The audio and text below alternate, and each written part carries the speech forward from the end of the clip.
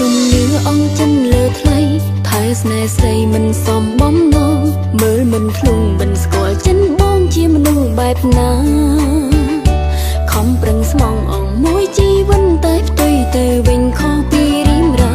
បងសាវ៉ាបដូរចិនដាអូនបានយល់ច្បាស់